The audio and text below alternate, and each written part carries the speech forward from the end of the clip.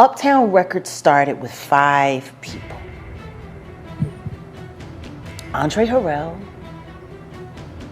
I'll Be Sure, Heavy D, and Puffy.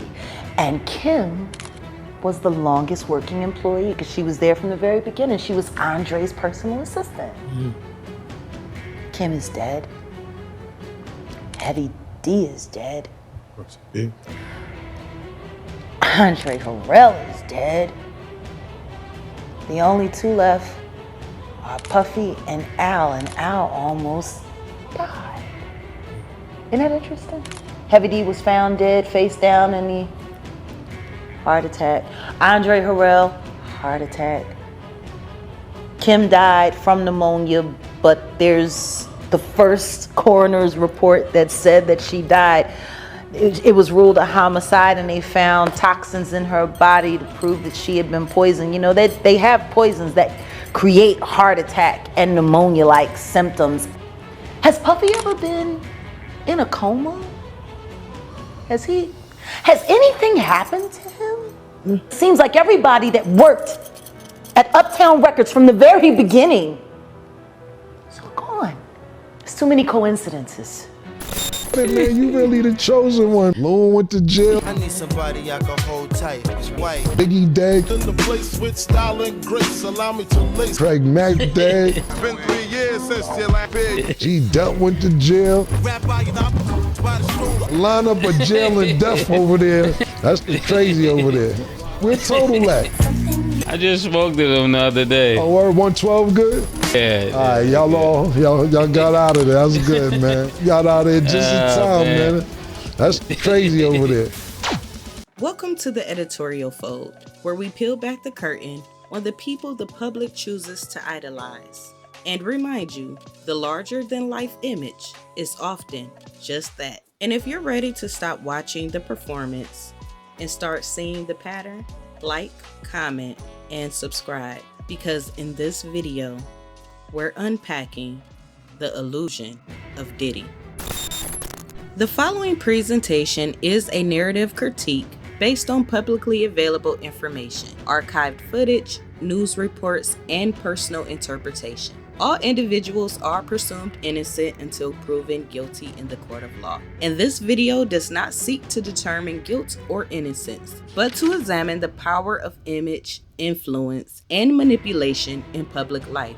Viewer discretion is advised. This content is for educational and commentary purposes only, under fair use.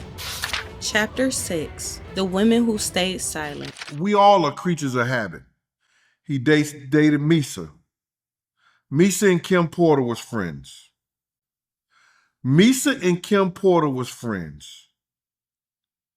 Kim Porter and Sarah was friends. Now I'm finna say all 3 of them is showing up in court, but Kim ain't here. Misa and Sarah are showing up in court. Misa says she's not showing up for Puff. She's showing up for her son, Justin. Sarah is showing up for Puff, and she's showing up for her daughter. But it looks like they supporting him. He probably was sleeping with, Cassie's friend. Especially if they're not friends anymore. She probably was sleeping with him. Especially if she allowed him to pay her cash for hitting her in the head with a hanger and knocking her out. They stood beside him in photos, smiling, stunning, draped in designer gowns. But behind the flash bulbs were shadows. Women who knew the man behind the mogul. Women who witnessed more than they ever said. By choice, fear, or strategy, stayed silent. Misa Hilton, the mother of his first child, who revealed in later interviews the emotional weight of co-parenting through his public chaos. Sarah Chapman, mother of his daughter Chance, who has also remained largely silent. In memory of Kim Porter. We're celebrating the anniversary of Kim Porter's passing yesterday, and I know that you guys were close friends. Like you said, you co-parented. Yeah. What's the first emotion you think of when you think of Kim, and what comes to mind? When I think of Kim, Yeah. one of a kind. Wow. one of a kind. She was like just such a dope woman. She was beautiful. She could sing. She was artistic. She could cook good. She was funny. She was like so many things, and she had a unique personality. And you just don't, when you find people who like have this special thing about them and they're rare, you don't find that again. You'll never find that again. But that's the beautiful thing. She lives in our hearts because of those things. So we remember them and we honor them. But it's really, it's hard. It's hard. It's a tough situation, She never chased the spotlight, but it followed her anyway. Kim Porter wasn't just beautiful. She was composed, a quiet force in a loud industry. The kind of woman whose presence calmed storms, even while she stood in the eye of them. She and Sean Combs shared more than children. They shared history, growth, secrets the world may never fully understand. Over the years, Kim stood by him through everything. The rise of Bad Boy, the chaos with Jennifer Lopez, and later, the decade-long entanglement with Cassie. Through it all, she never publicly humiliated him, never exploited his name. She protected his image, even when it cost her pieces of her own. Now, side note, of course, everybody accuses Kim Porter at the time of being a gold digger, but everyone who knew her says, even if you ask about her favorite memories with Diddy, not a single one is materialistic. She says, I'm not impressed by things, not a bag or shoes or a car. I've got a lot of stuff. Impress me with your person. Show me that you can be a really good man. That's how you impress me. Behind her silence lived discernment.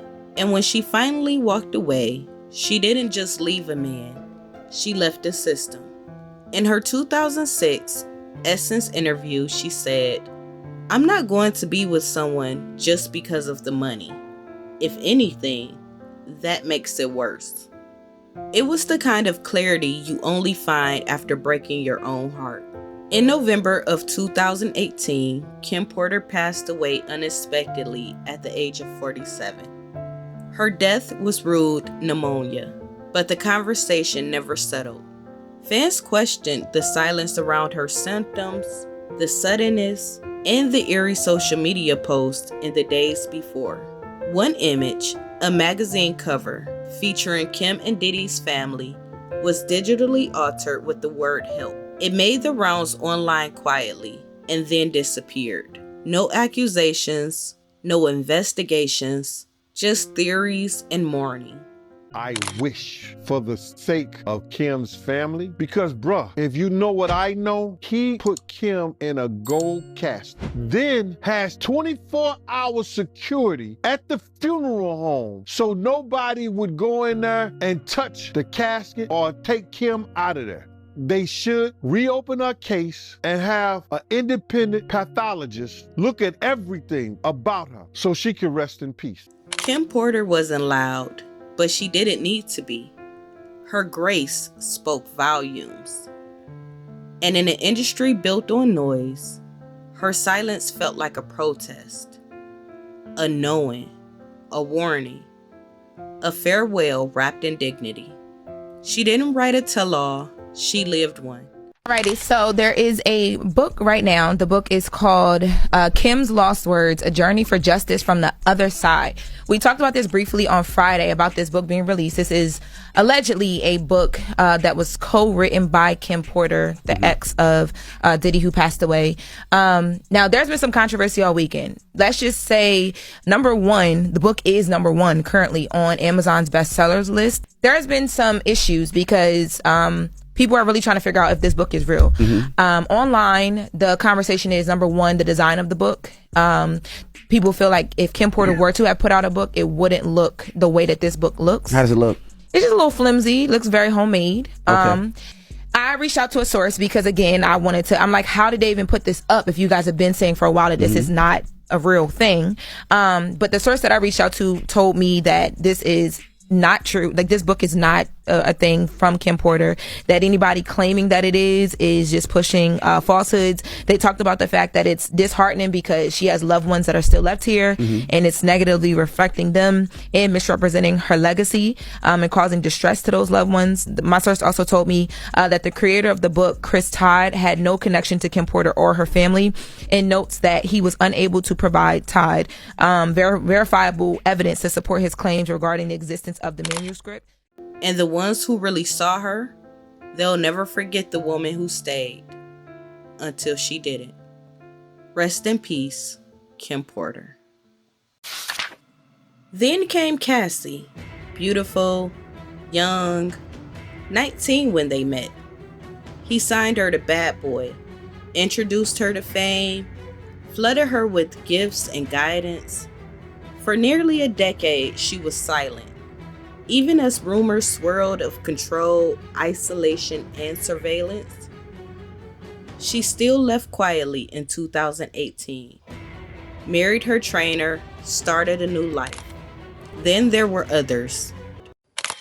Wait, what? Did Diddy secretly get married to his baby mama Dana Tran to prevent her from testifying against him? The same Dana that he allegedly hired back in the day as a cybersecurity expert to spy on Kim Porter? Child, if all this is true, Diddy must be sweating buckets trying to salvage a situation. But you want to know who is done? Young Miami. I mean, it's kind of suspicious that she unfollowed Diddy after the secret wedding rumors. But let's just get right to business, loves. Okay, for those who recall, Diddy revealed that he welcomed a surprise child, daughter Love Sean Combs, back in December 2022. And while the mother's identity was originally kept a secret, Dana Tran was revealed as Love's mother after TMZ got a hold of the birth certificate. Much is known about Dana, except the fact that she works in the cybersecurity industry and appears to be based near Newport Beach, California, where Love was born. There have also been reports that she is a high-ranking cyber official of Malaysia. Diddy has never confirmed having a relationship with Dana, but there are reports claiming that he secretly married her. And it doesn't help that Dana was spotted with a large diamond ring on her finger in her latest Instagram posts, fueling the allegations even further. Anyway, according to reports, Diddy and Dana got a lot closer since all the scandals broke. And despite many people leaving Diddy and cutting all ties with him, Dana has stood by him. So Diddy flew Dana and their daughter to Hawaii to celebrate her 1.5 birthday. And while there, Diddy allegedly surprised Dana with an impromptu wedding ceremony. But the question is, was the marriage forced on her to prevent her from testifying against Diddy? Because the way things have been going, I'm assuming marriage would be the last thing on Diddy's mind. Unless, of course, he's up to something, like spousal privileges during the trial. This chapter isn't about salacious headlines. It's about what it costs to be connected to a powerful man. How silence is praised until it's weaponized. How women are expected to protect reputations, even as their own realities go ignored. Chapter 7, The Empire Cracks. Them into custody. A few of them still had cuffs on. Some of them didn't. So maybe this was a division of, these are people that we know work here. These are people that may be associated with Sean Combs, or Bad Boy Entertainment. So it's one of those type of situations. And until they know who they are, they're just going to keep them in custody and possibly just let them go later on. And I don't believe the word arrested has been used out here as of yet, but again, still very active situation, and of course that is a huge house, and they've got a lot of rooms to clear before they allow those investigators in. Yeah, when you talk about the process of bringing this many law enforcement officials to the scene to have a raid like this and conduct a raid and make entry into a Holmby Hills mansion that's owned by a prominent celebrity and their business. They say empires don't fall overnight. They fracture in layers, piece by piece, allegation by allegation. And in Sean Diddy Combs' case, the cracks are no longer rumors. They're federal records. For decades, he wore power like cologne. Now that scent carries the stench of downfall. It began quietly. Late 2023, Cassie filed a lawsuit describing years of sexual abuse, violence, and manipulation. It was settled within 24 hours, but it cracked the illusion. Over 70 civil claims followed, echoing similar themes: coercion, trafficking, silence bought through money and fear.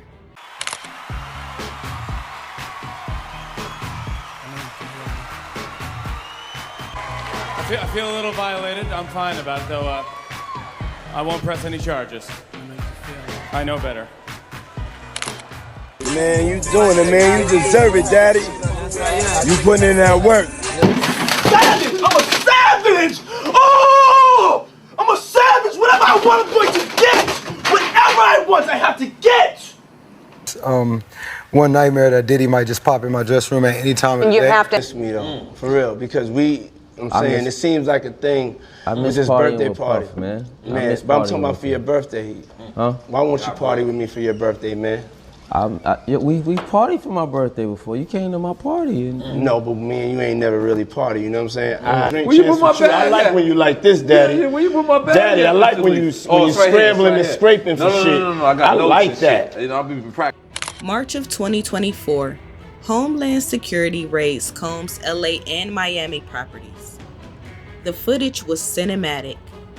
Black SUVs, tactical gear, helicopters, and inside they found firearms, hard drives, drugs, over 1,000 bottles of lubricant, surveillance setups allegedly tied to voyeuristic freak-off parties. The headlines didn't say mogul. They said investigation, exploitation, federal watch list. From May 12th, 2025 up until now, Sean Combs is now on trial in a federal court in New York facing racketeering, sex trafficking, conspiracy, money laundering, witness intimidation. He has pleaded not guilty, and he remains held without bail. Cassie, one of the most public survivors, testified, "He stomped my face for smiling. When I tried to move on, Kid Cudi's car blew up." Jane Doe said her rent was paid by Combs in exchange for her participation in freak-offs, events she described as predatory and degrading.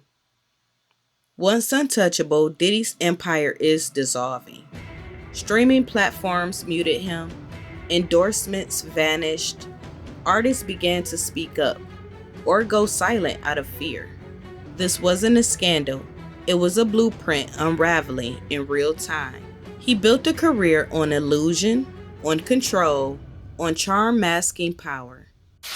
Chapter 8, The Final Illusion. I'm gonna do whatever the fuck I wanna do, whenever, however the fuck I wanna do it. You know why? Because I'm the freest nigga in the world. End of discussion. Illusions are never what they seem, especially when image is built on smoke and silence. And now, as courtrooms echo with the testimony and headlines peel back the luxury veneer, the final illusion begins to crack. Not just the illusion of Diddy, but of every system that let him rise, unchecked and untouchable. It's not sex trafficking if everyone wants to be there, okay? If all the prosecution can offer by way of proof and argument when they put this thing up for trial is that Sean Combs was having threesomes and participating with the enjoyment of legally hired sexual escorts, they're gonna lose, period. We assembled a mock jury. He ain't the only dude committing crimes. Seriously, 100 dudes, white dudes in LA doing this right now. Yeah. 100, easy. No, they are not Diddy. We, the jury, in the above entitled action, find the defendant, Sean Diddy Combs. Sean Combs didn't just master entertainment, he mastered perception. For decades, he played America's favorite contradictions: the streetwise executive, the grieving friend, the Harlem-born hustler turned Hampton's elite. He was the dream until he wasn't. Another layer of illusion has always been proximity to rising stars, youthful innocence cloaking predatory power.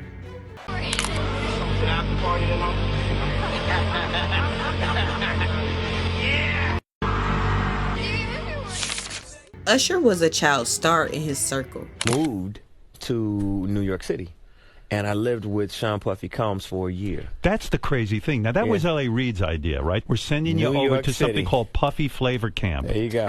To learn Flavor Camp. Yeah, Flavor that's what it Camp. was called. And you're going to go to Puff Daddy's. He's going In the 90s. Do you understand what that's like? Puffy's place was like just filled with chicks and orgying like nonstop, right? No, not really. I Come mean, on. but hey, it was curious. I got a chance to see some things. Yeah, but you were 13. What were you seeing? I went there to see the lifestyle. Right. And I saw it. And it was but I don't know if I could indulge and understand what I was even looking at. It was pretty wild. It was, So nobody it was crazy. tried to, some woman didn't come along. I didn't say that. Okay. I didn't say that. What I did say is that there were very curious things taking place, and I didn't necessarily understand it. Biggie Smalls was there. Biggie Smalls was there. Lil' Kim, Craig Mack.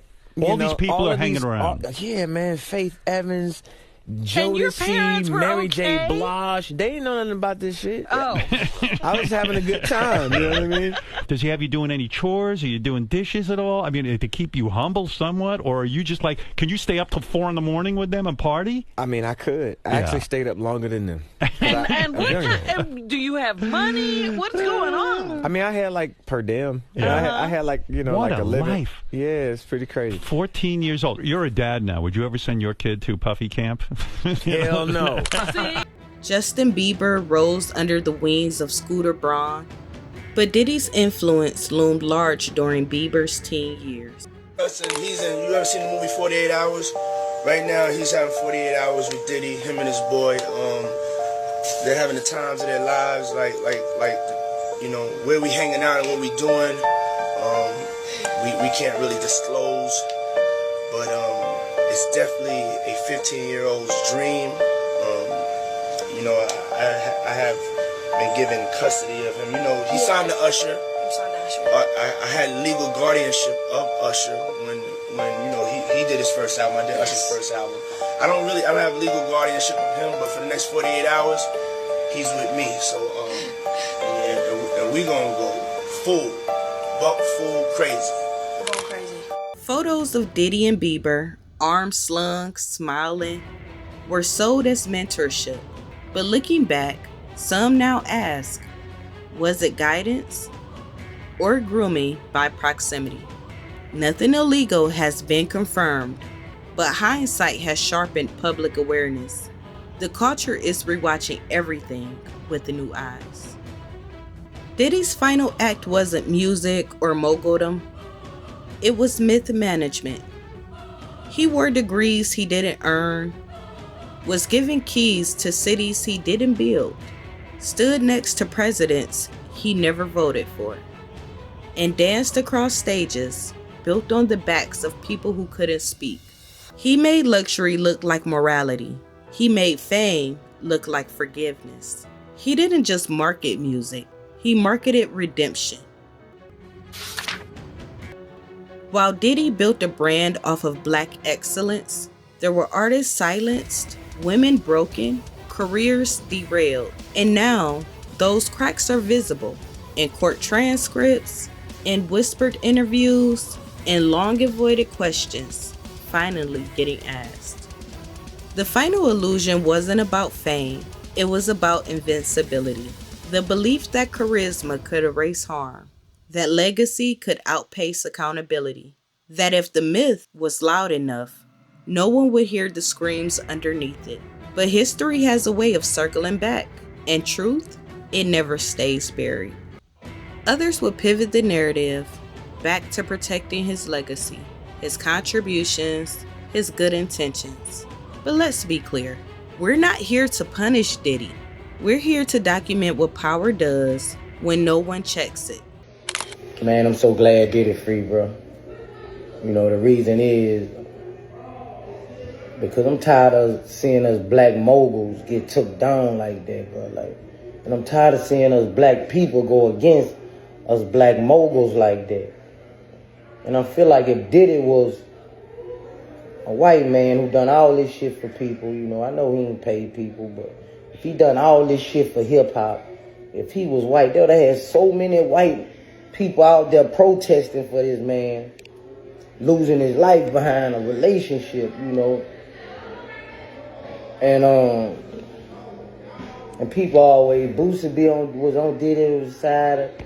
Nah, it ain't that. It's because I'm thinking about 7 children. Y'all thinking about one person. I'm thinking about these 7 kids who been in my kid's position. Not knowing if your daddy gonna come home or not is a burden on the child. So all y'all was like, no, I'm thinking about them damn children, man. So man, I'm glad he free, bro. You know, like I've been said, I don't feel he was guilty of nothing. You know, nothing but domestic violence. You know, but the court spoke, man, and man, I'm happy that dude children, man. I know his feeling right now, bro. I'm just happy for them children, man. So, you know, Diddy, sit your ass down somewhere. That's what you need to do. Grab Stevie J and your children and get the fuck on. This isn't about cancel culture. This is about accountability. Narrative flipping is not healing. It's harm in disguise. Because when public sympathy shifts back toward the abuser, the real victims become invisible all over again. We don't get to mourn Cassie, praise Kim, protect artists like Mace or Shine, then celebrate the man who harmed them just because he made it look good. This was never about gossip. This was about legacy. His and ours.